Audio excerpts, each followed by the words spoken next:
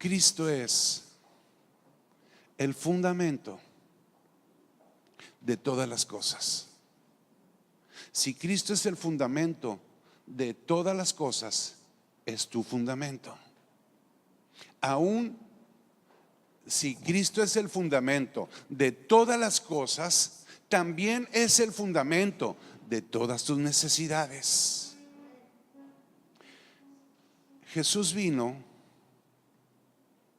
Él unió el cielo con la tierra y estableció en esa unión los principios del reino como una forma de gobierno.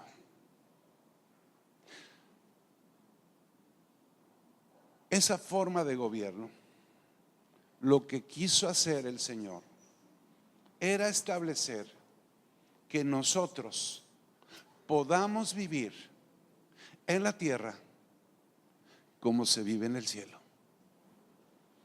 ¿No me escucharon? Dios te llamó, te encontró, te buscó para establecer en tu vida, para que dejaras de tener una forma de vida terrenal, y vino a establecer para tu vida, para tu casa, para tu familia, para tus generaciones, una forma de vida de cielo aquí en la tierra. Yo les pregunto, ¿cuántos piensan que en el cielo hay enfermedad? ¿Cuántos piensan que en el cielo hay crisis económica? ¿Cuántos piensan que en el cielo hay pleitos? No hay. Todo es honor, todo es bondad, todo es aceptación, todo es vida, todo es salud. Jesús vino a la tierra, acercó el reino de Dios y trajo el cielo a la tierra. Amén. Y es lo que queremos empezar a compartir con ustedes. Antes de conocer de la fe, de la gracia y de la justicia, conocimos mucho de la ley.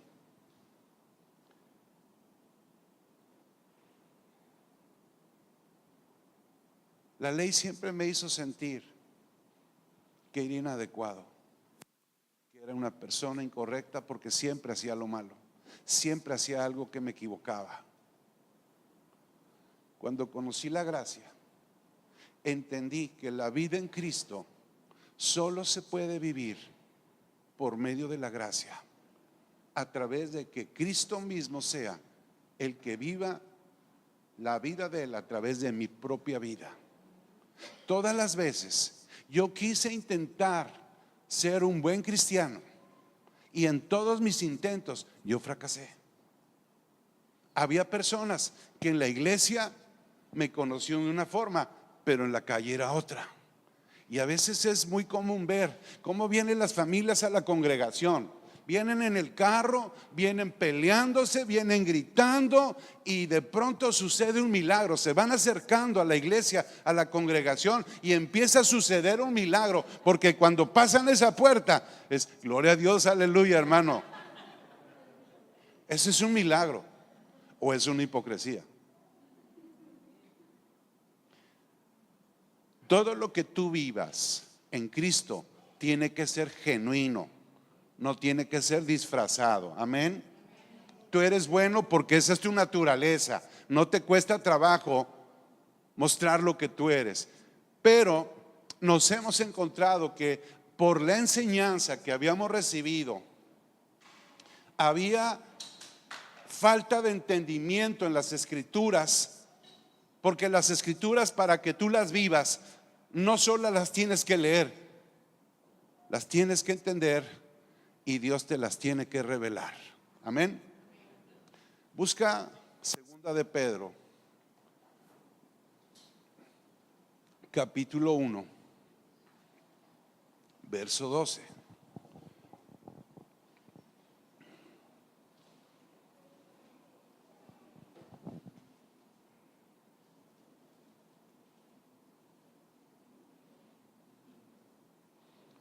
Dice la palabra: por esto yo no dejaré de recordaros siempre estas cosas, aunque vosotros las sepáis y estéis confirmados en la verdad presente. Di conmigo: verdad presente. Cuando hay una verdad presente, puede indicar también que hay una verdad pasada. La verdad presente es todo lo que nos rige y todo lo que nos gobierna a través del nuevo pacto. Di conmigo: nuevo pacto. Ahora, ¿cuándo entra en vigor el nuevo pacto? Entra en vigor a partir de la muerte y de la resurrección de Cristo. La historia, la humanidad la ha dividido a partir del nacimiento de Cristo y dijo: vivimos ahora antes de Cristo y después de Cristo. Eso es lo que hizo el mundo, dividió a partir del nacimiento de Jesús la historia de la humanidad.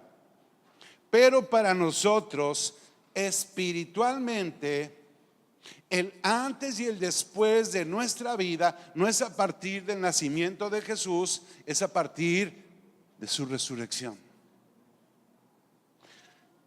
Ahí es donde fuimos introducidos a un nuevo pacto. Nosotros, los de fe, los de gracia, los de justicia, no pertenecemos al pacto antiguo, pertenecemos a un pacto que es el nuevo pacto. Amén. Ahora, esto que les estoy diciendo, que es como una introducción solamente a lo que es el panorama de la verdad presente, es importante porque al leer tu Biblia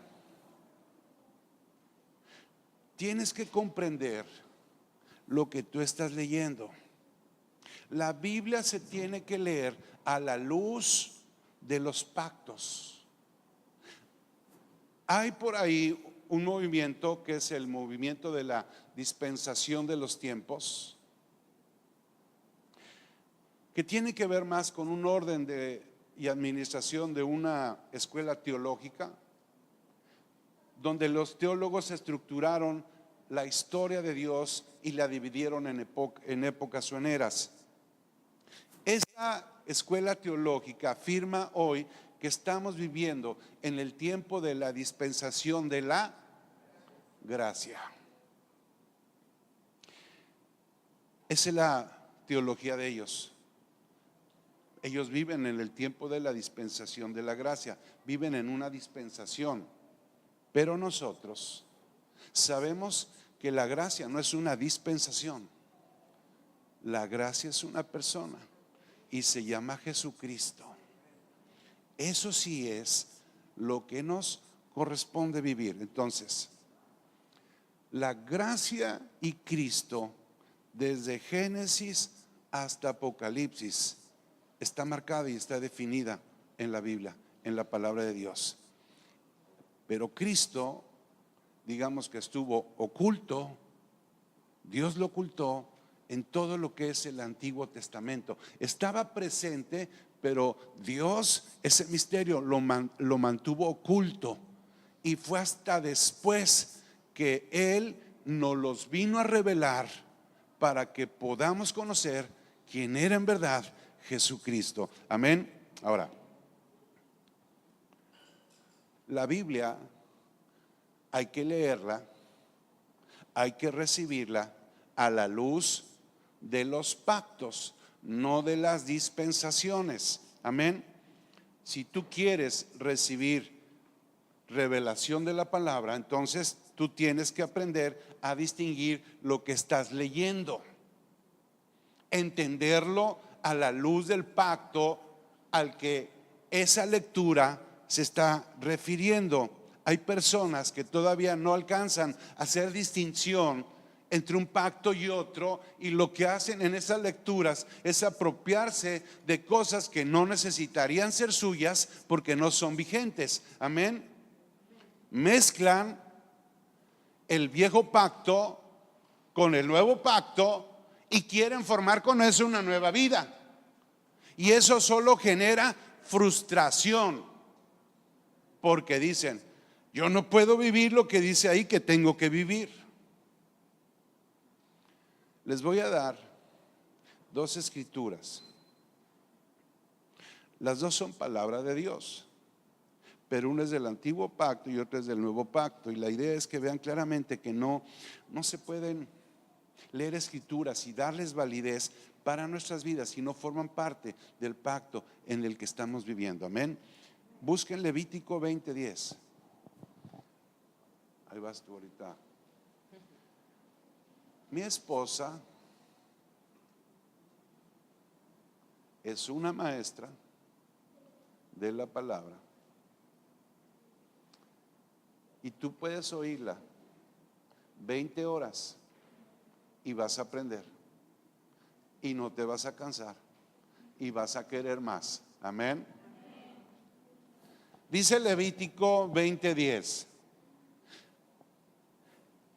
si un hombre comete adulterio con la mujer de su prójimo, el adúltero y la adúltera, o sea, los dos, indefectiblemente serán ¿qué? Cuello.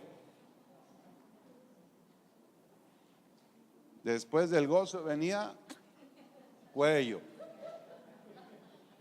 Ni les avisaban.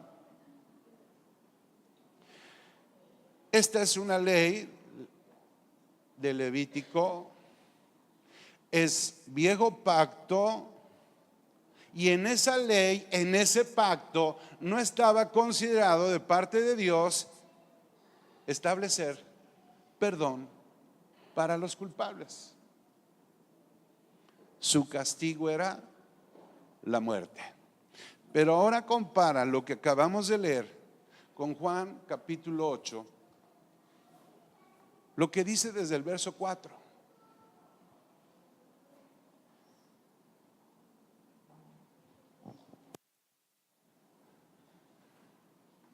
Le dijeron a Jesús: Maestro, esta mujer ha sido sorprendida en el acto mismo de adulterio, y en la ley nos mandó Moisés apedrear a tales mujeres.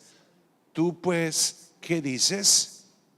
Mas esto decían tentándole para poder acusarle. Pero Jesús, inclinado hacia el suelo, escribía en tierra con el dedo, y como insistían en preguntarle, se enderezó y les dijo: el que de vosotros esté sin pecado, sea el primero en arrojar la piedra contra ella. Inclinándose de nuevo hacia el suelo, siguió escribiendo en tierra. Pero ellos, al oír esto, acusados por su conciencia, salían uno a uno, comenzando desde los más viejos hasta los postreros, y quedó solo Jesús y la mujer que estaba en medio. Quedaron Jesús y la mujer que estaba cometiendo adulterio. La ley en el antiguo pacto decía que una mujer que adulteraba era apedreada, era muerta. Amén. Jesús dijo, enderezándose Jesús, no viendo a nadie sino a la mujer, le dijo: mujer, ¿dónde están los que te acusan? Ninguno te condenó. ¿Qué hizo Jesús con esa mujer? Dígame usted, ¿qué hizo Jesús? ¿La apedreó o la perdonó? ¿La juzgó o la condenó? En el nuevo pacto, ninguna condenación hay para los que estamos en Cristo Jesús. ¿Cuántos saben lo que significa ninguna? ¿Qué significa ninguna? Es inteligencia y sabiduría.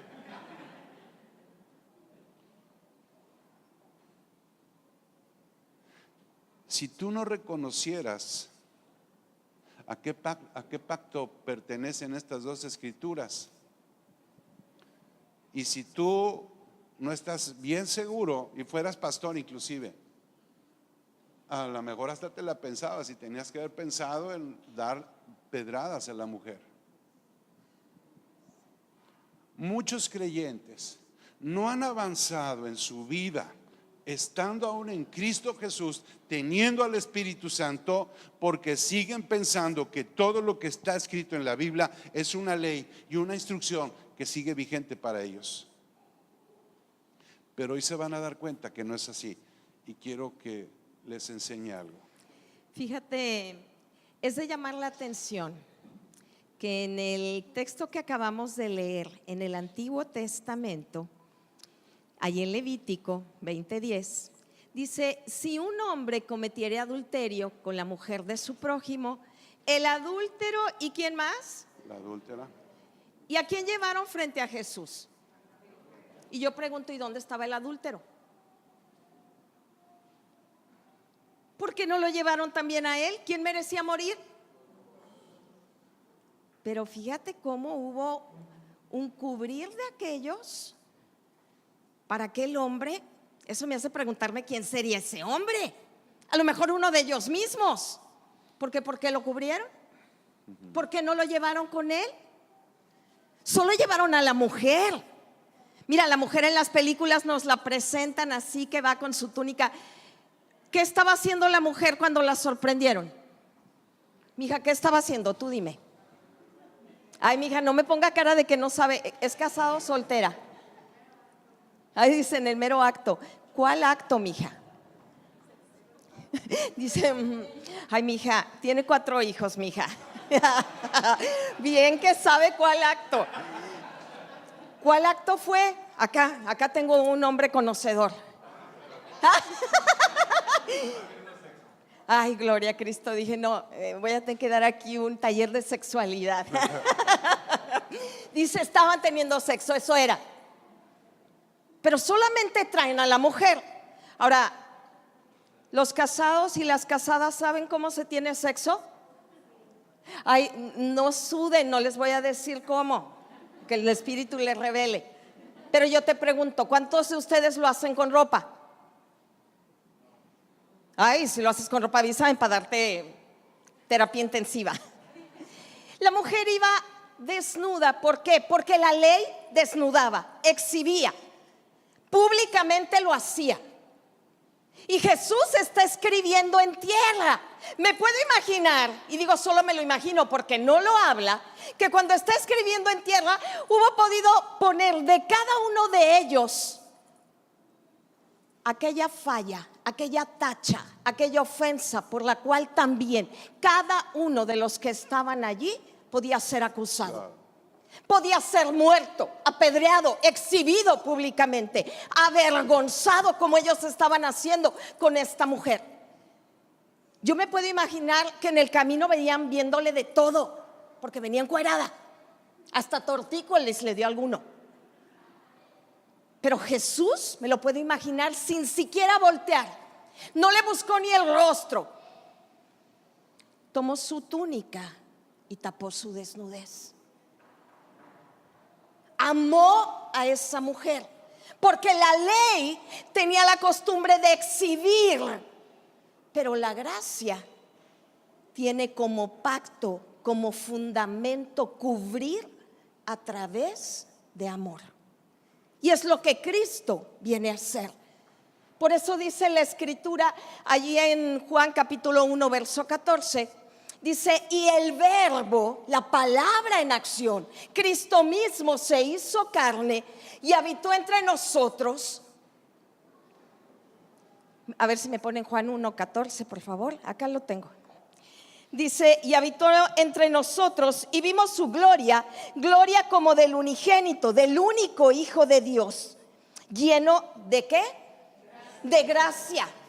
Él estaba lleno de gracia. ¿Y de qué más? Y de verdad. Y dice el verso 17: pues la ley, pásale Moy, la ley por medio de Moisés fue dada. ¿Por medio de quién? De Moisés.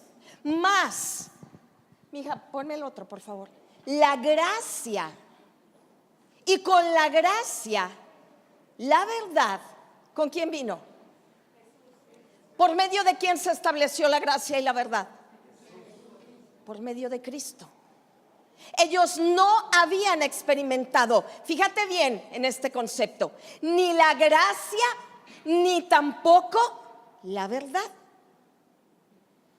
Y es lo que Jesucristo viene a introducir a la tierra.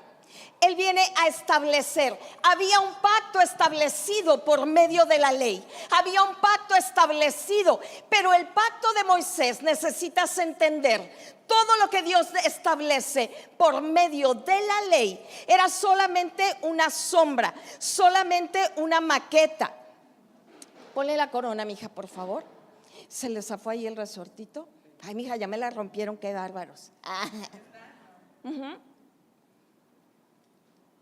Y fíjate, y los puse así como los ves, con estas características físicas, porque para el fariseo, para el conocedor, para aquel que se había movido en la ley, que la había administrado, que la sabía tocar, tomar, vivir, esa ley era fuerte, esa ley era firme, esa ley se volvió su forma de vida.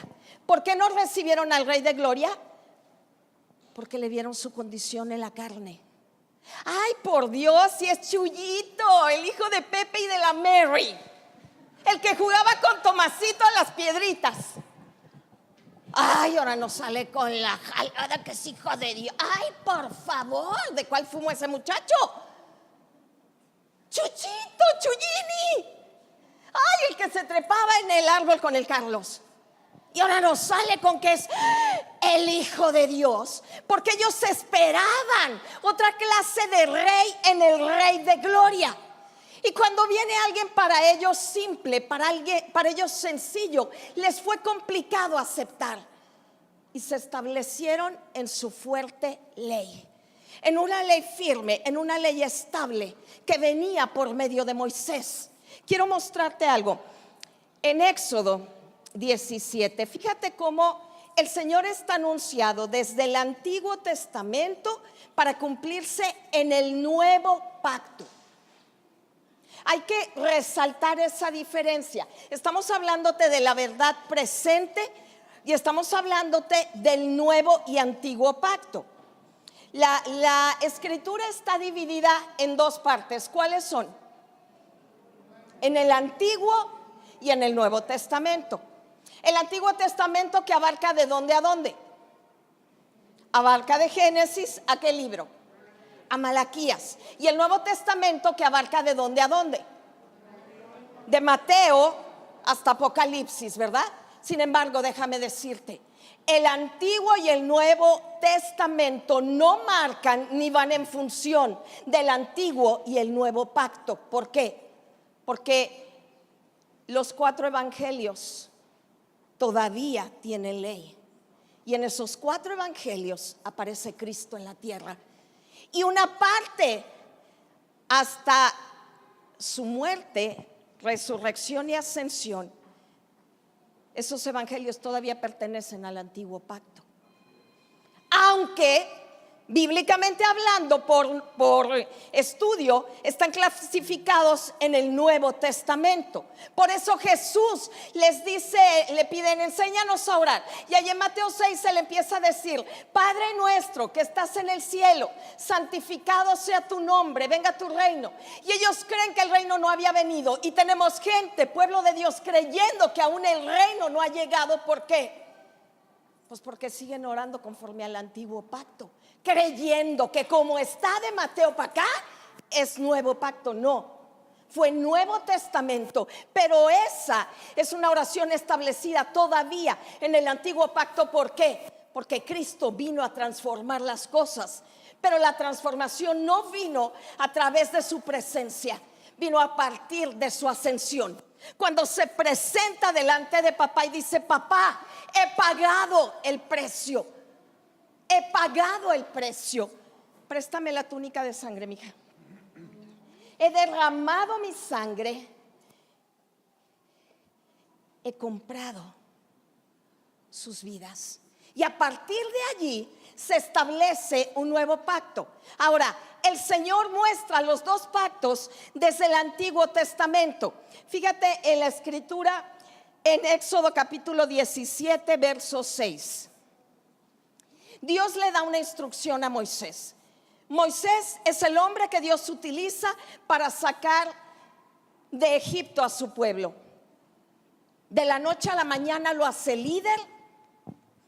Y fíjate bien, ahí te va en un momentito, en una nada, el cómo un hombre que obtenía un llamado, con el llamado se le dieron los planos, con el llamado se le dio la palabra.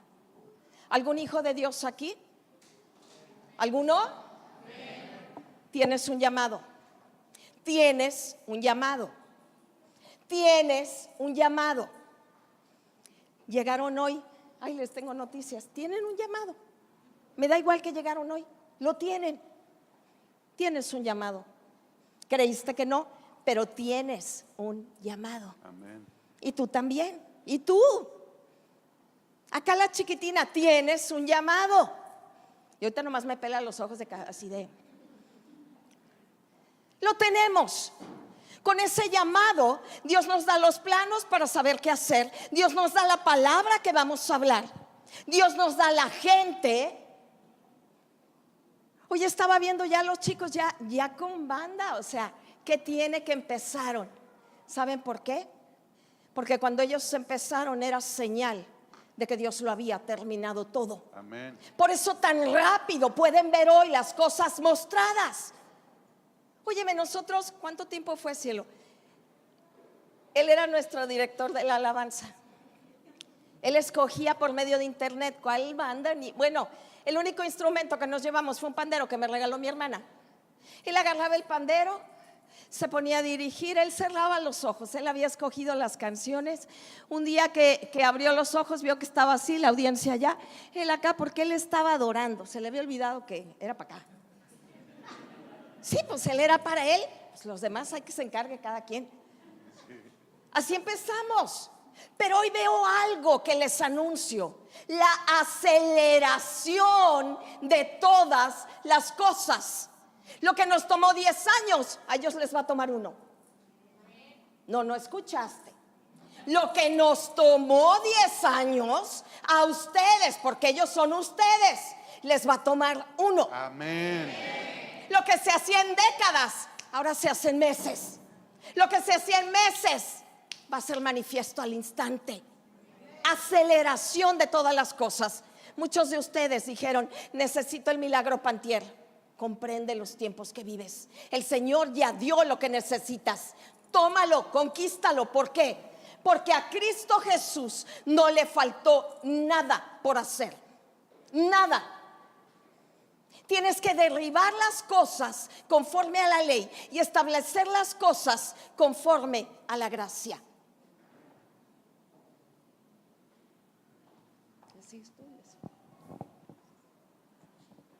¿Ven que sí habla?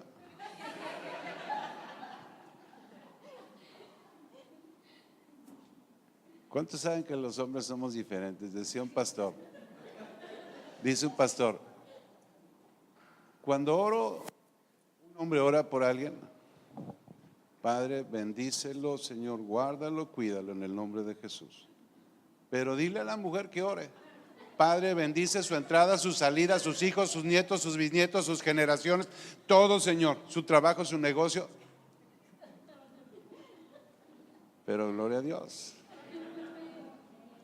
Miren, la aceleración de los tiempos va a ser efectiva si te mueves en fe. Porque todo en el reino se recibe por fe y para fe. Si Dios está acelerando la obra que puso en sus manos, quiere decir que todo se va a acelerar en todos ustedes.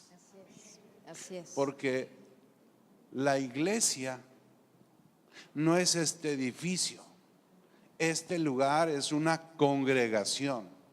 La iglesia son ustedes. Y lo Así que es. Dios vino a bendecir fue a la iglesia.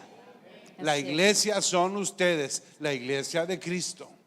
Así es. Por eso Dios nos trajo a decirles que si tú no reconoces y alcanzas a distinguir lo que es viejo pacto y nuevo pacto, va a ser imposible que tomes lo que te pertenece.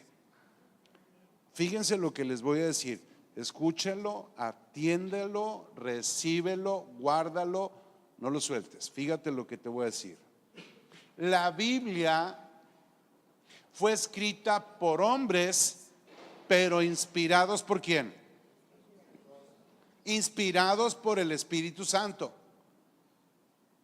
Todo lo que está escrito en la Biblia, desde Génesis hasta Apocalipsis, podemos afirmar, si fue inspirado por Dios, que todo lo que está escrito ahí es una verdad bíblica, porque está en la Biblia.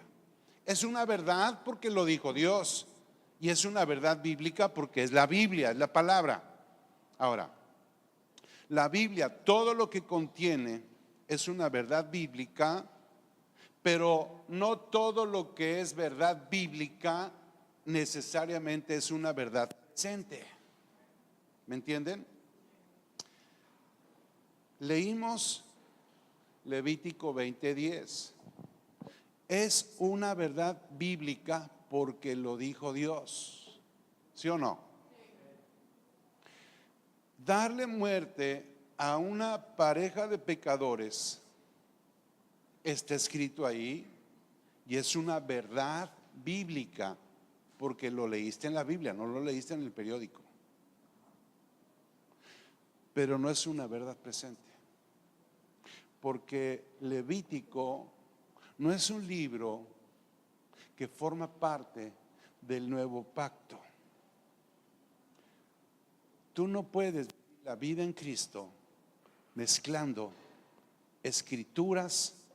Veo, por ejemplo, mucha gente toma los salmos y los toma sin la revelación del nuevo pacto. Y si tú los tomas sin la revelación, vas a tener problemas.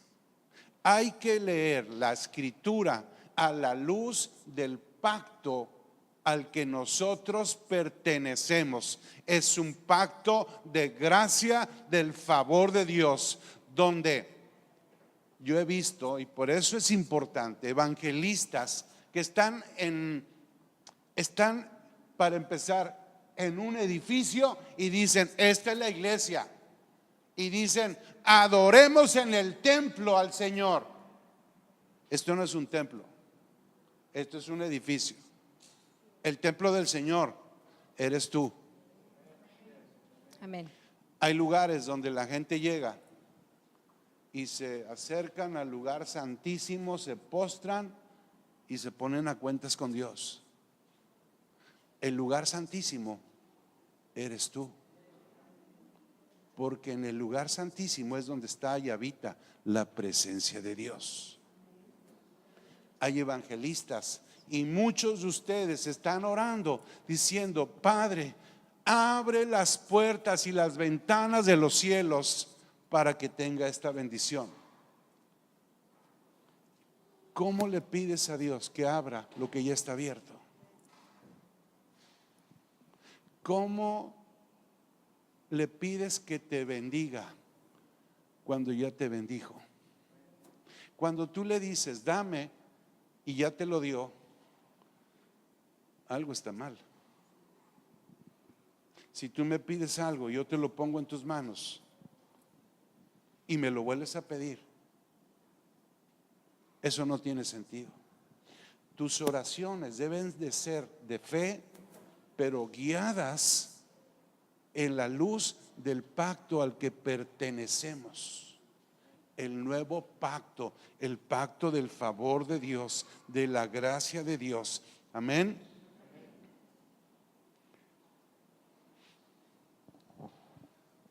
El viejo pacto, Dios pactó con el hombre y el hombre falló.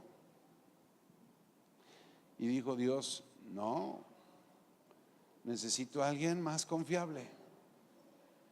Y dijo: ya sé, necesito a alguien que no invalide el pacto para que ese pacto sea eterno. Y entonces Dios, en lugar de pactar con nosotros, pactó con su Hijo. Habló con su Hijo, estableció el pacto, y su Hijo dijo: aquí estoy, Señor, por amor a ellos. Ese pacto, por eso es eterno. Hay muchas ocasiones que he escuchado: hermanos, tienen necesidades económicas, pacta con Dios. O sea, te están diciendo: tráele dinero a Dios y vamos a negociar algo con Dios. ¿Han oído pactos con Dios? Pacta con Dios. ¿Quieres salud? Pacta con Dios. ¿Tienes gripa? Pacta de a 500. ¿Tienes SIDA? Ese ya es de a 10,000. O sea, ¿tienes cáncer? Eleva el pacto, o sea, que te cueste. Eso es un robo. ¿Por qué? Porque hay ignorancia en el pueblo de Dios, pero Dios vino a abrirte los ojos. El telón fue abierto, fue descubierto. Antes había un telón enfrente de nosotros, fue quitado, y eso es lo que ahora se llama revelación. ¿Por qué no avanza la gente? Conozco cristianos que a veces viven peor que el que ni siquiera conoce a Cristo. Eso no tiene sentido. ¿Y sabes qué dicen? Es que Dios me está probando, es que Dios por algo me hizo pasar esto. Luego mucha gente tiene la tendencia de decir: es que Dios me llevó al desierto. Si de veras quieres algo bueno, pídele a Dios que te lleve al desierto, porque el desierto es un excelente lugar. Te voy a decir por qué. No se desgastaban sus zapatos, su ropa. Venían cargados de dinero, ¿sí o no? Ninguno se enfermó. En el día había una columna que los cubría y los protegía del sol. En la noche también los abrazaba. ¿Qué necesidad tenían? Querían comer y les caía comida del cielo. Hay que entender, el desierto les enseñó a reconocer quién era Dios, pero no es un lugar de sufrimiento. Tú no necesitas aprender a sufrir, porque vaya que has sufrido, para amar a Dios. Y eso es como nos han presentado un evangelio, cuando la verdad es que hubo ya quien sufrió y padeció para que tú estés seguro de recibir la bendición de Dios y vivirla, tenerla, disfrutarla. A veces, como no hay fe, ponemos justificación y empezamos a decir: es que por algo Dios está deteniendo esto. No, Dios no detuvo su mano de bendecirlos. Ustedes son un pueblo bendecido. Cuando te enfrentes a un problema de salud, por ejemplo, tú te acercas con todo el poder y la autoridad que tenemos en el nombre de Jesús, porque sabes que hace 2000 años antes de que te enfermaras, Jesús ya había tomado esa enfermedad para librarte a ti de ella. No necesitamos permanecer a donde no pertenecemos y tomar lo que no es nuestro. Lo que es tuyo es la bendición. Dios te llamó a tener paz en tu corazón, bendición, prosperidad, abundancia, salud, bienestar, todo rodeado del bien y del favor de Dios. Y todo eso se recibe por medio de la fe. Por eso es importante que tú tengas fe. La fe se desarrolla cuando tú oyes la palabra, pero no cualquier palabra.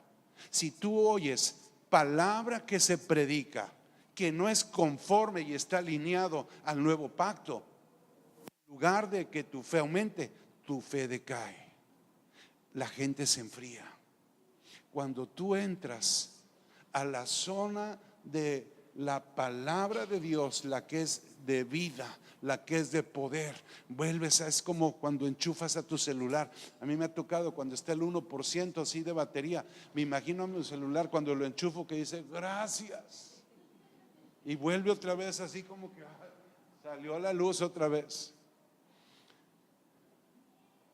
Somos, y ustedes son, un pueblo que no solo Dios llamó para que ustedes escucharan a Dios. Dios los llamó a ustedes y los puso en este lugar, no solo para ser oidores, sino para ser hacedores junto con los pastores. Cada uno de ustedes tiene dones y talentos que van a tener que poner a trabajar para ministrar a aquellos que no conocen de Cristo. Aquí no hay edades. La edad que tengas en ese tiempo, en esa edad, en este momento, Dios los ha llamado para que ustedes hablen de Cristo, pero para que hablen la verdad. Este lugar va a ser insuficiente. ¿Por qué? Porque ustedes mismos, con el testimonio de su vida, va a hacer que personas digan: yo quiero tener lo que yo veo que tú tienes, quiero vivir como tú vives, quiero tener la paz en el que yo veo que tú tienes. ¿Cuántos dicen amén? Yo no sé si están angustiados, preocupados, contentos o cómo están. Recibe la palabra, recibe la bendición, porque Dios, para acelerar ese tiempo, necesita activarlos. Necesita ver una activación. Deja de verte solamente como un creyente que toma lugar en una silla y vuélvete participante. Acércate con tus pastores: pastor, aquí estamos a las órdenes, dinos qué quieres que hagamos, en qué podemos servir a la iglesia, y ponerse a trabajar. ¿Cuántos dicen amén? Porque en ese lugar, trabajando para Cristo, trabajando para la obra, es donde vas a encontrar la realización de tus sueños, donde tú vas a entender la razón por la cual tú existes. Es la razón por la que nacimos, para servir a Dios. Por eso Dios los tomó. Yo no los traje, ustedes vinieron. Y los que están escuchando tienen que escuchar eso, quedárselo, guardarlo y entender: ¿por qué me trajo Dios a oír eso? Porque Dios te está activando.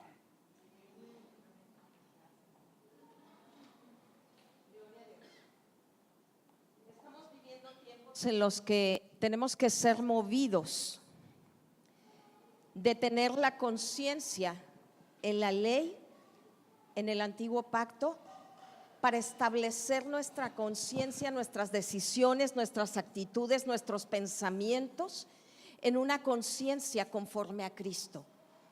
Si de algo te conviene aprender, es de identidad, porque a medida que tú conoces, ahora sí, mijo, póngasela. Ahí, ajá, ahí va, ahora sí. En la medida que tú conoces a Cristo, en esa profundidad que tú conoces a Cristo, te conoces a ti mismo. Amen.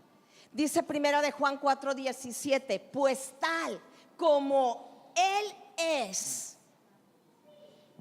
¿qué? Así, tal como ¿quién? Como Jesús.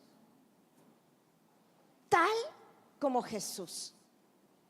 Nos hemos ido en la congre al extremo de cuidar hasta lo que cantamos, porque en un ámbito y en un ánimo de exaltar a Cristo, creemos que no hay nadie como Él.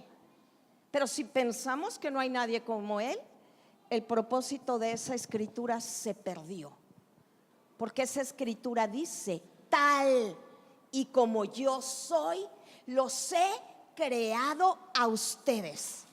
La presencia de Cristo no solo vino a hacer que el reino se introdujera en la tierra, vino a darte una nueva naturaleza. Tú no eres un hijo adoptado, escúchamelo bien, eres un hijo engendrado. Amén.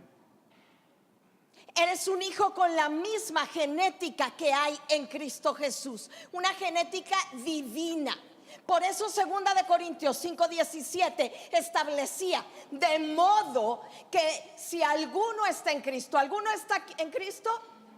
Eres una nueva creación. Todo lo viejo pasó. La persona chismosa, ¿cuántos aquí? Ahí volteas a ver a la comadre, te hablan, chula. La persona mentirosa, ¿cuántos aquí? La persona que le gustaba nada más estar en el egoísmo, porque el amor es egoísta, fundado en la carne. Pero el amor conforme a Cristo todo lo puede, todo lo soporta, todo lo sufre. No busca nada indebido. Entonces, tu vida tiene que estar establecida en la creación de Él. Y mientras más le conocemos a Él, más nos conocemos a nosotros mismos. Pero venía este brinco, este cambio. Te paraste diciendo, espera un milagro. Bueno, lo que viene es que lo arrebates. Lo que viene es que lo conquistes. Lo que viene es que no estés esperando que sea Cristo quien haga la obra. Fíjate bien, en la escritura, en Juan, capítulo 19, verso 30, Jesús, antes de entregar el Espíritu, hizo una exclamación y dijo: consumado es. Eso significa, ya todo lo que vine a manifestar tiene cumplimiento en este momento. ¿A dónde iba Cristo en ese momento? Está en la cruz, entrega el Espíritu. ¿Qué vino después? ¿A dónde se fue? Al Hades. ¿Y qué lugar era ese? El infierno. Ahí le decimos el lugar de los muertos. Hay un resort 3 cuartos en donde estaban los medianitos, los que no eran tan malos. No, él no fue allí. ¿Cómo que no fue allí? No, es que él absorbió toda la maldad de la humanidad. ¿Y a dónde van los pecadores? ¿A dónde fue Jesús? ¿A ser atormentado por quién? ¿Por quién? Por Satanás. De hecho, toma su misma esencia del diablo. ¿Sí? Toma la misma esencia del diablo, Jesús. ¿Por qué? Porque absorbió toda la maldad de la humanidad. ¿Han visto a los criminales en la televisión? ¿De qué tienen cara? De su padre. ¿Y quién es su padre? Satanás, el diablo. En ese momento Jesús, allí en infierno, está pagando el precio por tu vida y por la mía. ¿Y sabes por qué fue ahí? Porque su amor fue tan grande que quiso evitar que tú fueras. Quiso evitar que pisaras el infierno. Nunca, nunca estarás allí. Amén. Qué bendición, ¿no? Qué regalo tan grande, qué amor tan grande. Y Él ha querido venir a establecer a tu vida, Romanos 13:11, un nuevo tiempo. Quiere despertarte, quiere sacudirte, quiere que empieces a mostrarte conforme a la nueva creación. Y esto, conociendo el tiempo, significa...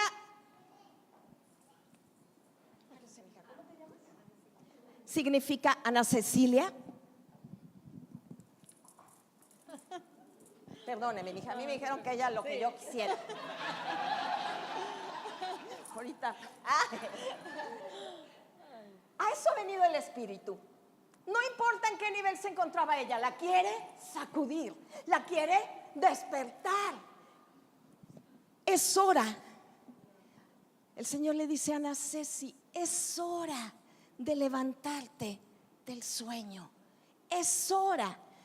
Porque ahora, el que levantó la manita del milagro, te dice el Señor, porque ahora tu salvación. ¿Y qué significa la salvación? ¿Que me voy al cielo? No. Bueno, sí, pero no. En el cielo ya estás viviendo. ¿Por qué? Porque Cristo introdujo el cielo en la tierra. Y si tú estabas esperando que Cristo viniera y ¡ay, ven pronto! Ay, la de allá se despertó, dijo: ¿a quién están matando? ¡Ay, ven ya! Sálvanos ya, sálvanos ya. Y le pusiste a tu compo así la foto de... Es que no has entendido. Él trajo el cielo a la tierra para que vivas la vida del cielo aquí en la tierra. Amén. Tú no puedes estar orando: ven pronto, es que yo no lo aguanto. ¿Te lo llevas o te lo mando? No. Tienes que tener, no, tú no, cielo, tienes que tener la clase de vida del cielo en donde Él te dijo: allí no hay enfermedad. Entonces, que alguien me explique por qué te estabas enfermando. Ay, dice que me sabe. Entonces, que alguien me explique por qué tienes deudas. Y no te hago levantar la mano. Entonces, que alguien me explique por qué no se está viviendo el tiempo de la manifestación de todas las cosas, porque es lo que Cristo vino a introducir. Tiempo de levantarnos del sueño. Esa salvación es el término soso, librarte de estrechez. Es una nueva creación conforme una genética divina, en la que a mayor te consideres como Él, más obtienes las cosas del reino. Pero para ello debes oponerte por completo a todo lo que representa la ley, el pecado, porque con ello viene, abrácense. No la va a regañar César, mi hija, abrácelo, ahorita es actuación. Ahorita es actuación, mija. La ley iba asociada de la muerte. Era su reino. Mas Cristo vino a establecer una nueva ley, la ley de espíritu de vida. Asóciate a esta nueva ley, en donde dice la Escritura que nosotros, dice: bendito sea, Efesios 1:3, bendito sea el Padre de nuestro Señor Jesucristo, que nos bendijo. ¿Y cómo nos bendijo? Con toda bendición. Toda bendición. Dice la Escritura en Primera de Pedro 1:3, que todas las cosas que pertenecen a la vida y a la piedad, ¿qué? Nos han sido dadas. Y si ya te fue dado, y si ya te bendijo, ¿por qué oras para ser bendecido? ¿Por qué? ¿Por qué nuestras reuniones de oración mayormente se han vuelto un pliego petitorio? Aún estableciendo oración por las autoridades, por la ciudad, por esto, por aquello, sigue siendo petitorio. Cuando Él dijo: de lo que requieran, ni siquiera inviertan su tiempo en ello. No lo pierdan. Les conozco y sé de qué cosas tienen necesidad.